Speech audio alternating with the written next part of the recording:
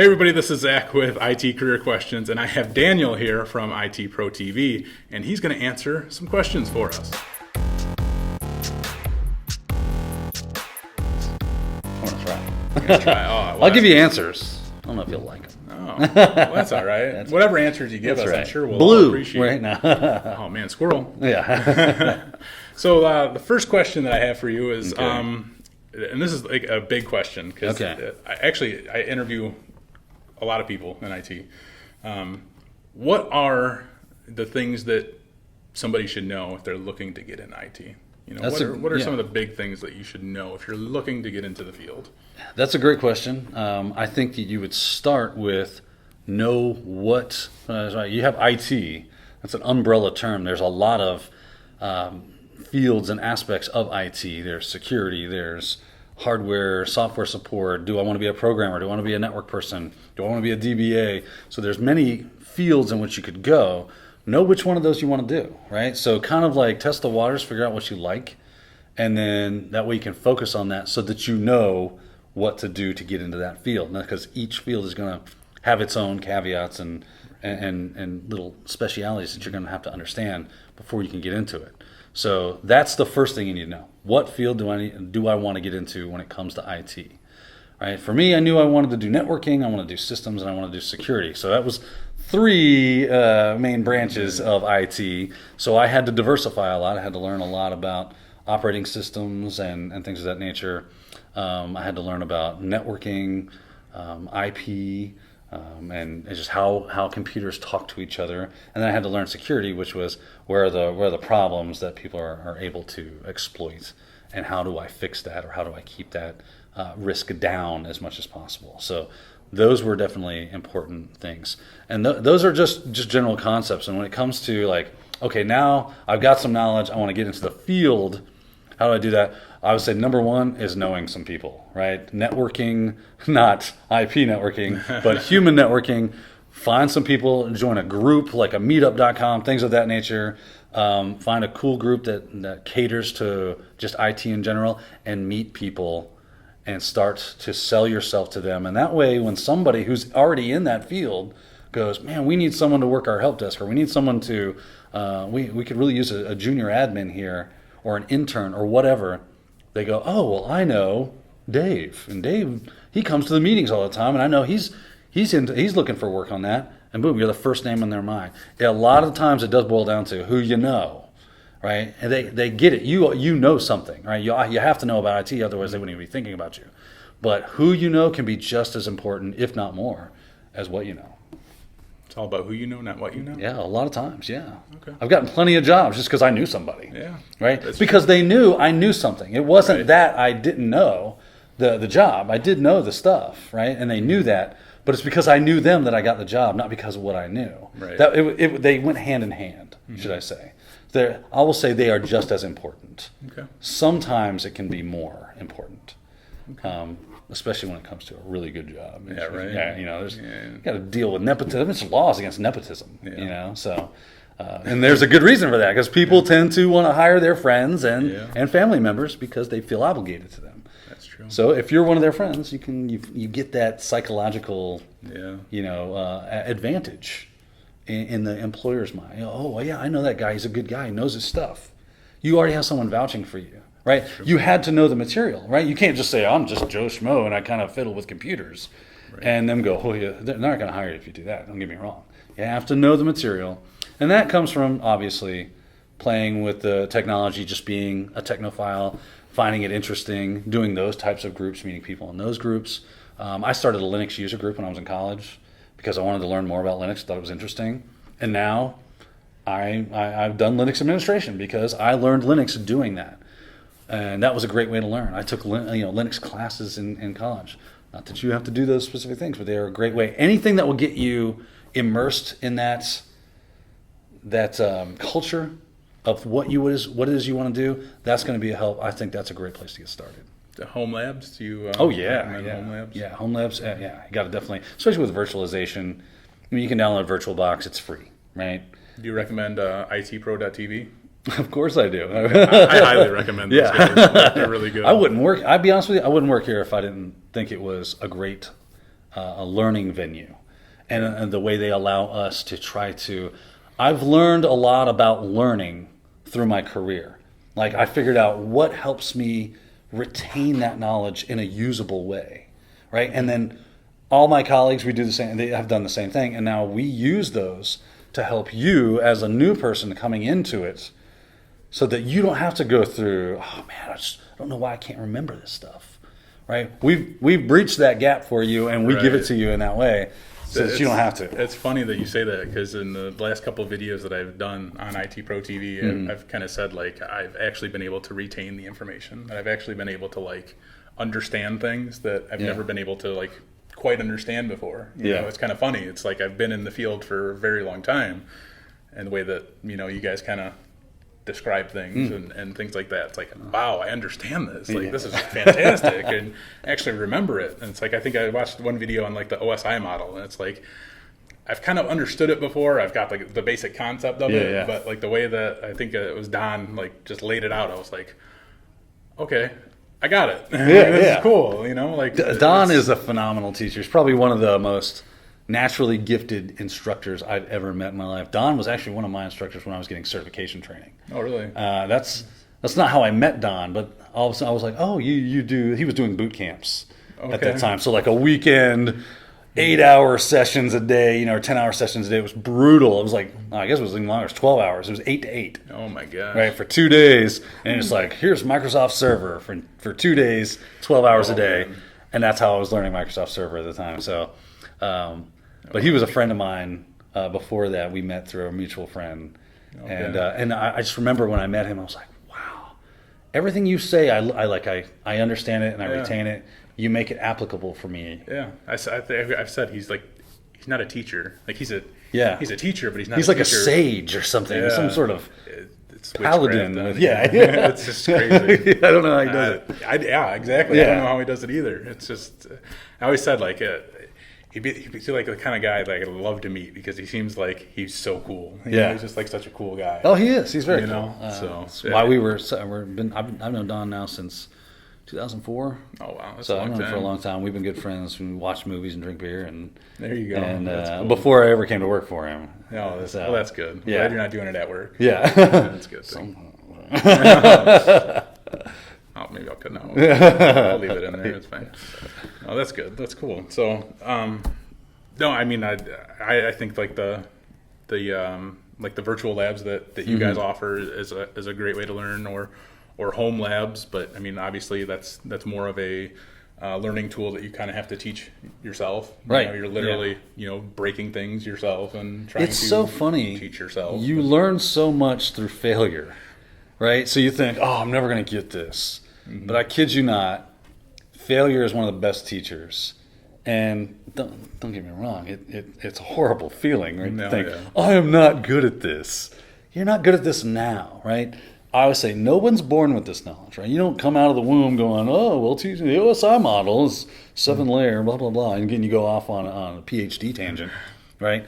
You learn these things and you pick it up. Those types of things are really hard because they're all theoretical, right? It's just intangible abstracts that you just have to brute force into your mind. Now there's mnemonics and things you can use to help retain that knowledge, but that applying it in real world and failing through it and going, oh, that's why that didn't work. I guarantee you'll never forget that. You'll never forget that. One of the best teachers. So don't be afraid to fail. Don't let fear paralyze you into not starting something or not attempting something. Right. Just go, you know what? I'm gonna rock a hard failure here, but I'm gonna learn something and I'm gonna try again. And just keep going and keep going. And before you know it, you've got this wealth of knowledge inside of you, and you're marketable. I think breaking something and recognizing that failure, learning from it, remembering the fact that you broke something, remembering how you fix it, like that's like a huge learning step right there. Yeah, you'll never forget the time that you plugged the switch into itself or something. Oh yeah, you know what I mean? Like you'll never forget that time you took an entire network down. Yeah. Like that, just for an instance, Oh, my favorite was I accidentally put this. I worked in an insurance company, and I put our email server in the test WSUS group, which got automatic email, and it was rebooting, and nobody was getting emails, and all of a sudden it was like, "Can you come to our office really quickly? Why is this happening?" I'm like, "Oh yeah, that was my bad. Yeah, it was just an oversight, a mistake. I didn't think." But you know what? Never did it again, right? And that's something I don't have to worry about anymore. I always make sure. So he put the server in a test group for Windows updates, basically, and it was getting all of the as soon as updates come out, it goes, "Oh, apply those updates and reboot the server." It's hard to get email when the server's in the middle of a reboot, which takes 5 to 10 minutes. Oh, yeah. Yeah. And some unhappy characters at that company. Yeah. I remember this happened like 10 years ago. I was working for a school district, and it was in a classroom that had a printer, and the whole classroom was just a cluster. The whole wiring and everything was just a complete cluster. Bird's nest, Yeah, and there was a switch in there, right?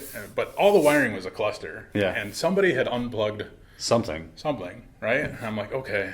I couldn't really follow the cords because it was a mess. Yeah. But I'm like, I'm pretty sure this is the right cord. Not the right cord. Plugged it into the switch. It was I left. Yeah. Whole network went down. Why can't we do anything? Yeah. Why can't we connect to the internet? I'm like, see, here's the thing. Let me give you a little primer on TCP/IP real quick. Yeah. Layer 2 is an interesting place to live. Yeah. But I learned after that. You do.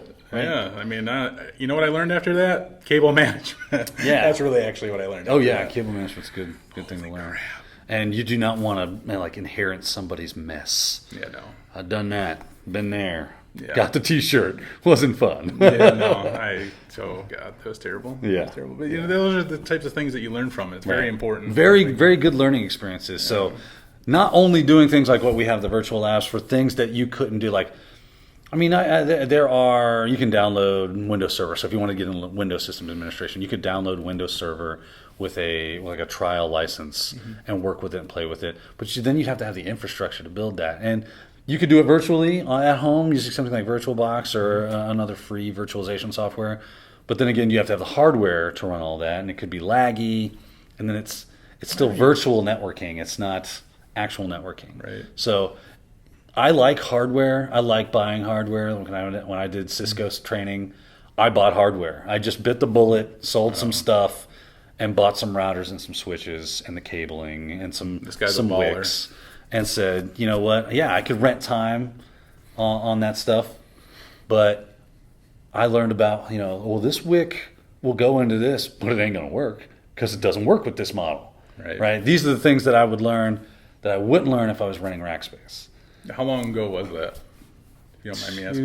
2-3 years ago. Okay. Right, but I'd done Cisco before that, and I was like, I need to refresh everything, and I want to do that. So I think I'd use some tax return money or something. And I sold some things. Okay. It really wasn't that expensive. Like the virtual Cisco stuff before that. Yeah. I've used GNS3 and that's actually really good stuff. But you got to have iOSs, and if you're not in a place where you can have a copy of the iOS to upload to it, it can be. Or use IT Pro TV. Or use IT Pro TV. Which we have virtual labs available for you, and you have access to the equipment. I've never used virtual labs before using IT Pro TV. Yeah, the practice lab stuff is pretty nice. It blew me away. Yeah. I was like, holy crap. I am literally in a switch right now and in Chrome in my browser. This is amazing. Yeah. Wow. I talked to Ricky, the guy that is the owner of Practice Labs. I was like, what made you think of this? He's like, well, I was working at this company and this intern was there and he wanted to learn stuff. And I was like, you're not about to touch my production stuff. Mm-hmm. So I could build a virtual area for you. And he was like, well, we didn't make it available at home, so if he wants to practice at home, he can. And from there, he was like, I've got an idea. And now we have practice labs. And I'm like, sweet. That is so cool. Yeah. I mean, it doesn't exactly help the physical portion of it, seeing but getting on that practical, they're not going to ask you about what WIC, right? On a CCNA exam or an ICND exam. It's not going to happen. So I did that for me, right? Because I like minutia. Okay. I'm the guy that sits there and goes, I want to know every little thing about every little thing, So that was more for a personal thing. It does help you grow a lot in your knowledge base practically. But for exams, you're going, okay, I'm certification minded. I want to get ICND 1 and 2 out of the way. you don't have to focus on things like that. Practice labs is a great way to do that. If you have access to something like, what is that Cisco uses if you're in a Cisco Learning Academy? It's the Packet Tracer. Yeah. So if you have access to that, great software as well. But that's not real. That's all emulated. Yeah. Packet Tracer is emulated, whereas you go to practice labs. That's a real environment. Those are real switches. Yeah, that's awesome. Yeah. Dude. That's so cool. It's good stuff. But you can go on Craigslist and get like a 3650. Yeah, you can. That's maybe for $40. Yeah. It probably has like, one or two bad, ports on it. Fine. Do you need 48 ports or even 24 for your small home network? If you do, good on you. Yeah. I'd love to see that. Yeah. That'd be pretty impressive. Actually, we got a guy in our chat room all the time, David. I wouldn't be surprised. I think he actually has like two 24-port, two 48-port switches gosh. in his home network. Wow. Yeah. He works for an ISP. Oh, all right. Yeah. Okay. Fair enough. But he builds his home network like it's a business. It's funny. Well, he loves real world experience. Yes, he is. He loves it. He plays with technology. Yeah. And you see what that's done for him. He works for an ISP. He's like the head network technician for an ISP. Yeah. He loves playing with technology. That's the kind of thing, like he's not getting any formalized training. Well, he is because he's coming through us. Right. We're formalized. We're the most informal formalized training you can find. Yeah, it's some of the best stuff I've seen. Yeah. So, but he just stays immersed in that culture, and through that you just learn so much. Oh yeah. And you just stay in it. That's how you do it. Yeah. Oh, I totally agree with that. Totally, 100%. Yep. Just immerse yourself in it for sure. Yeah. I mean, that's a great way to just, I think, learn in general. Yep. Get yourself into it.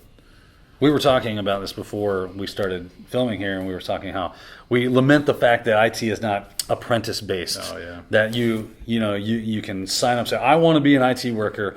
Okay, you're gonna take some classes, get a base knowledge, and then you're gonna work under some master IT smith, however you want to call it, and you learn from them, and you work your way up through the ranks, and you make more money and get better jobs as you do that. I think it would be a great model. It would be an excellent model. This. Yeah. How do we go about it? I don't know. We got to change the world on this one, don't we? We should. That would be really an excellent way to... You saw it here first, ladies and gentlemen.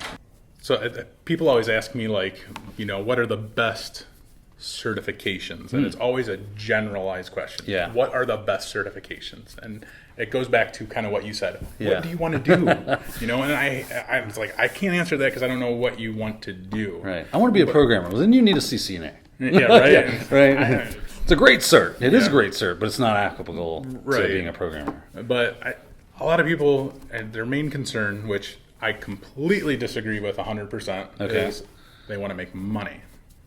But to appease them... Who doesn't want to make money, right? Right. And I completely disagree with that model of getting into IT. It's a bad... I don't condone that. I don't... It needs to be a passion. Yeah.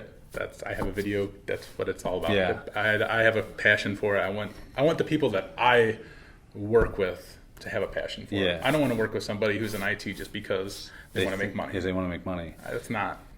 I've worked with people like that, and I don't like it. You can tell the difference. You can they're not of the culture. Right. You can just tell the customer service that they have is just it's crap. Customer service is fun, and you're right. They do. They just because they don't care.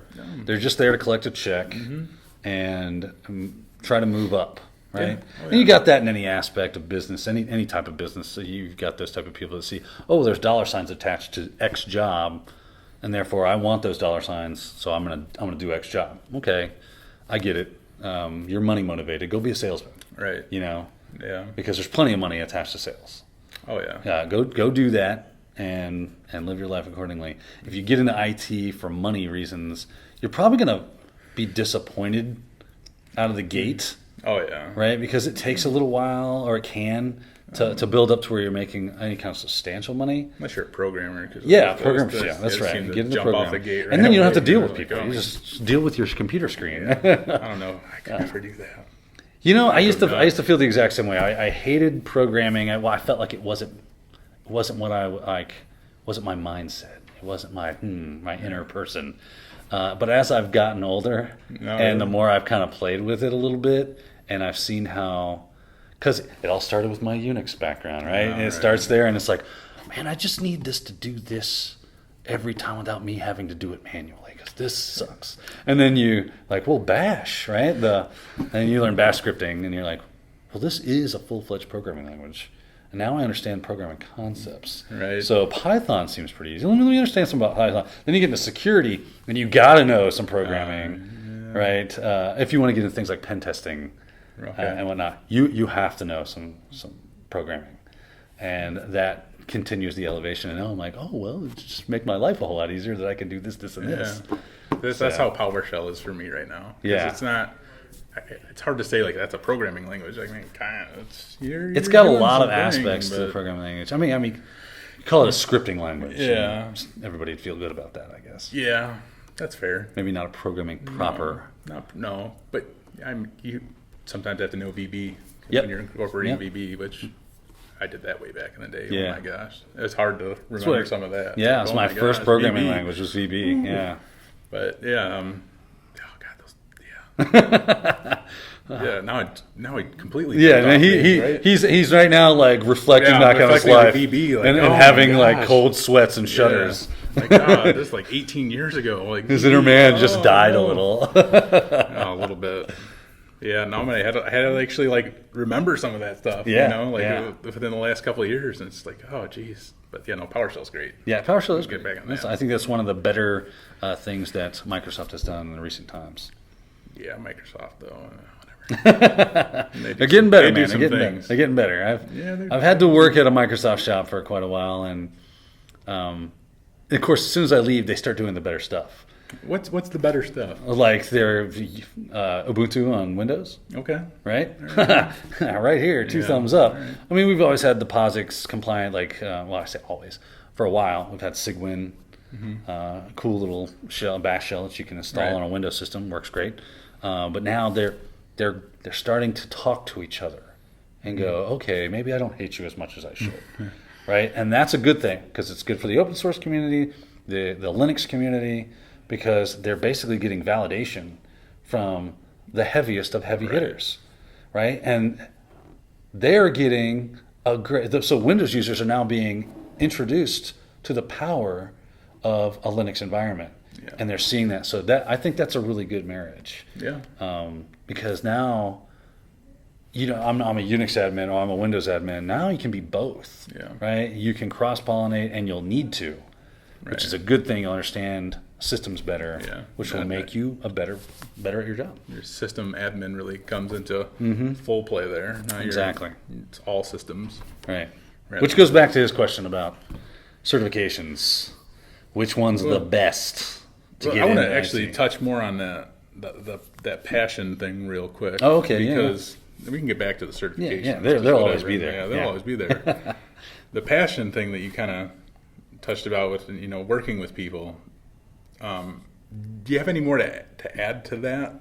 Because like I said, and I've said this many times, and people on my channel kind of know that I strongly believe that you should kind of have a passion for it, and it's really hard working with people who don't have a passion for it. It is. You can totally, see the difference. I would say the only thing else I could think about, just off the top of my head, when it comes to having the passion is that's going to serve you well as you struggle to work with technology, because it's almost like we make the joke all the time, computers hate us. They do. We've seen Terminator. We're fighting the machines before too much longer. So, The Matrix and all these other movies that have this apocalyptic end where computers have taken over the world.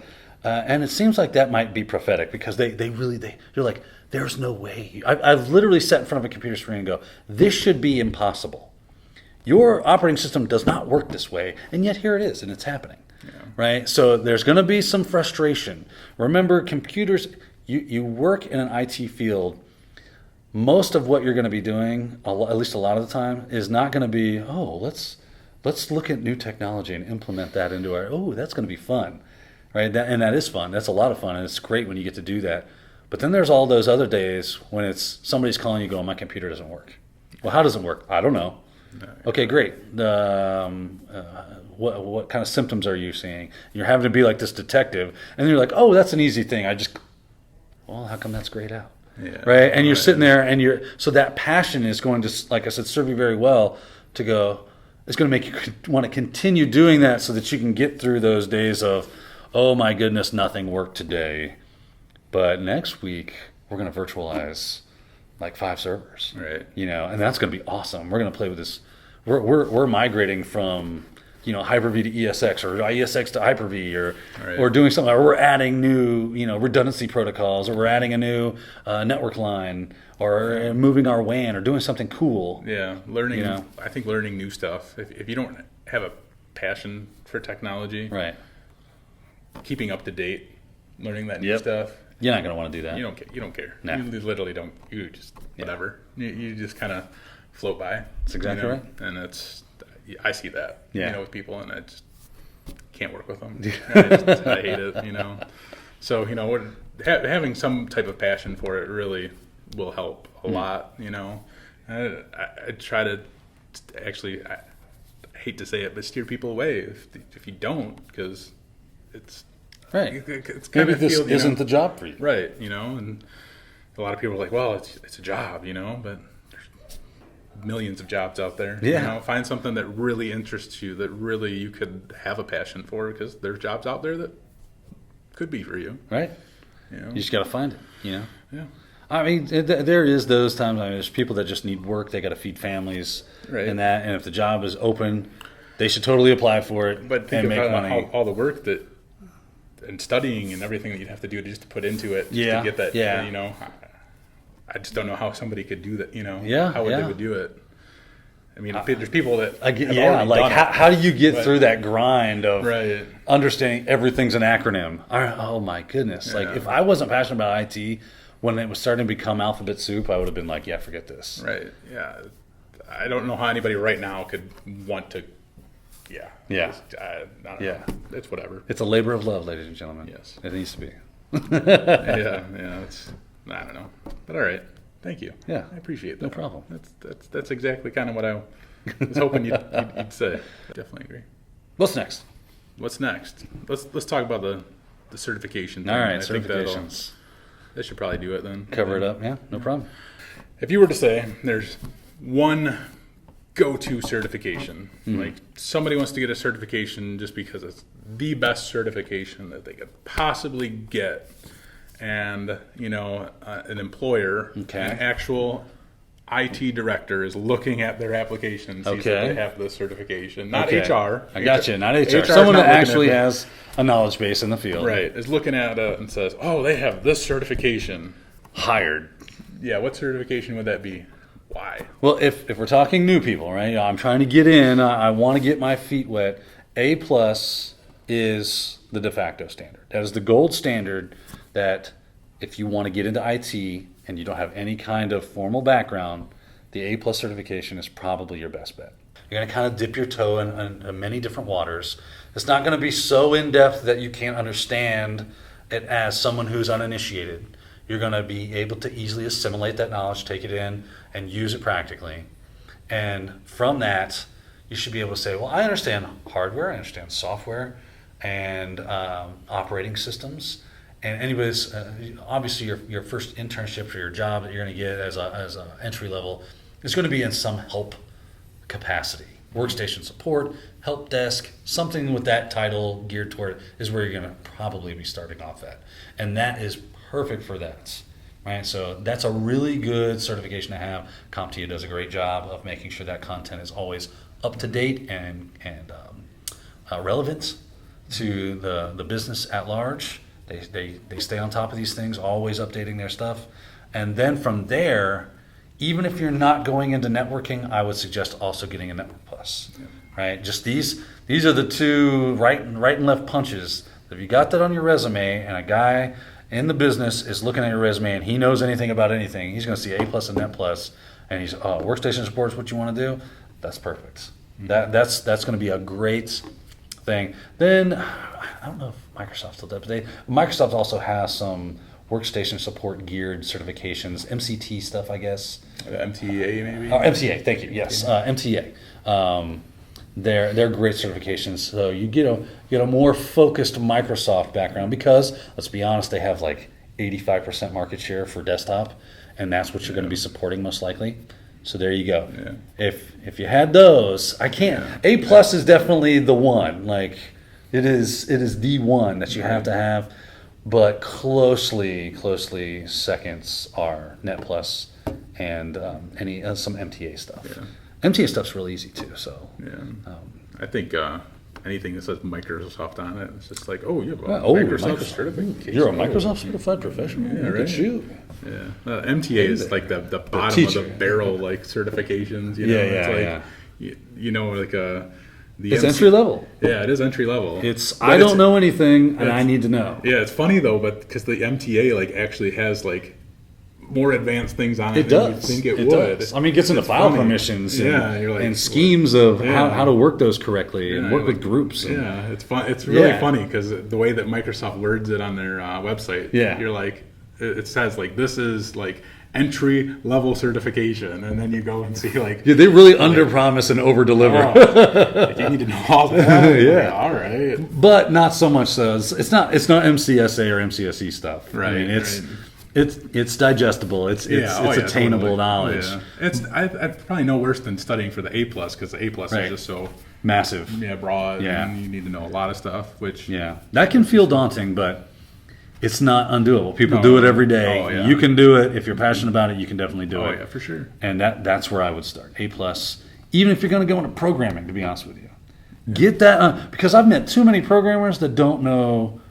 their elbow from a RAM stick, right? Mm-hmm. And it would really serve them well to understand a little more about their operating system. Oh yeah, and things of that nature. Just in use. I mean, they understand how to create an operating system, but they don't know the one that they're using. Right. So even if you're going into that field, if you're going that road, definitely understand that. And then if you want to branch off in security, all that stuff is still very, very pertinent. So you got to know how it works before you know what doesn't work. Right. Yeah. So there you go. Definitely. I agree. I definitely agree with that. Well, thank you very much for coming on. I greatly appreciate it. And I know everybody here watching will definitely appreciate that as well. And if you guys don't know, IT Pro TV, this is Daniel, IT Pro TV. And you guys can definitely use the coupon code ITCQ30. You guys get 30% off the subscription. Or you can sign up for their free program, check out some of their free stuff. But you watch us live for free. Yeah, well, actually, live for free. I highly suggest signing up, though, anyway. I've been doing their content for a few months now, and it's so completely worth it. So, anyway, thank you again for being on. Thank you. Again, greatly appreciate your answers. They've been fantastic. So, that's it. That's all I got for you. All right, thanks. All right, take it easy.